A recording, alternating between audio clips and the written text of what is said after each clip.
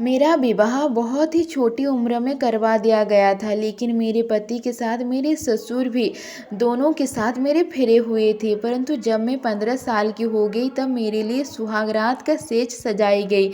लेकिन मुझे यह बताया गया कि तुम घूंघट में ही रूम में रहना, तुम्हारे साथ प्रथम बार तुम्हारे ससुर सोएंगे।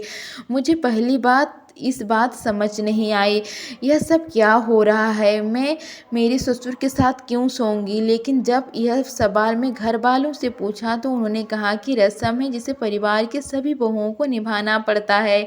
फिर मैंने कुछ नहीं बोली, क्योंकि मैं कुछ बोलती भी तो मेरे सुनने वाला कोई नहीं था। फिर मैं जब अपने पति को यह सब बात बोली तो क्या हो रहा है मेरे साथ आपके पिताजी क्यों सोएंगे। तो मेरे पति ने कहा कि रस्म है जिसे सभी बहुओं को करना पड़ता है, चिंता मत करो, पिताजी सिर्फ सोएंगे, कुछ करेंगे नहीं।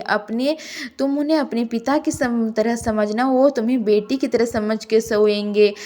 तब जाकर मुझे सांस में सांस आई।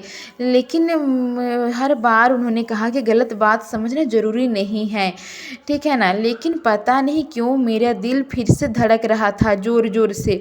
मैं बहुत रो रही थी, क्योंकि मेरे मायके वालों ने भी जब उनसे यह बात बोली तो मेरे मायके वालों ने कहा कि हम तेरे शादी दे चुके हैं, तेरे ससुर के घर में जैसा रस्म है वैसा कर, हमें फ़ोन करके बार बार परेशान करने की ज़रूरत नहीं है।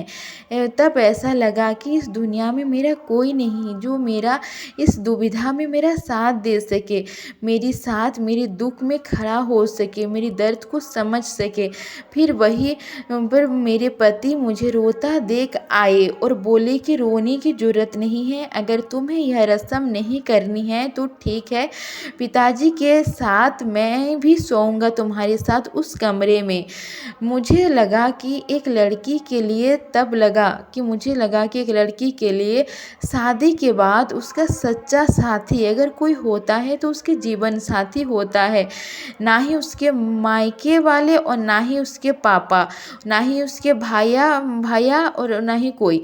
शादी के बाद उसका दुख का हिस्सा कोई नहीं बनना चाहते बेटी के, मगर 90% कड़वा सच है ये। क्योंकि आज भी सभी को लगता है कि जब बेटी की शादी दे दिया तो उसके ससुराल वालों में उसके साथ जैसा भी करे कोई परवाह नहीं मायके वालों को। इस सच्चाई से कोई मुकर नहीं सकता। लेकिन मैं यह बताना चाहता हूँ कि जब एक बेटी अपने ससुराल में रोता है और अपने माँ बाबा को अपने सारे दुख बताता है तो अपने माँ बाबा को भी उसका सल्यूशन निकलना चाहिए, उसका साथ देना चाहिए, उसकी हिम्मत बढ़ाना चाहिए और उसे अन्याय के खिलाफ लड़ने की ताकत देनी चाहिए। उसे बोलना चाहिए कि कोई हो या ना हो, तेरे शादी हो जाने के बाद भी हम माँ पापा हमेशा तेरे दुख सुख में साथ खड़े रहेंगे, तो कभी भी हमें पराया मत समझना। ऐसे ही होती है एक बेटी की जीवन। अच्छा लगे तो वीडियो को एक लाइक सब्सक्राइब जरूर करें और आगे ऐसे वीडियो देखने के लिए हमारे चैनल को फॉलो कीजिए। धन्यवाद।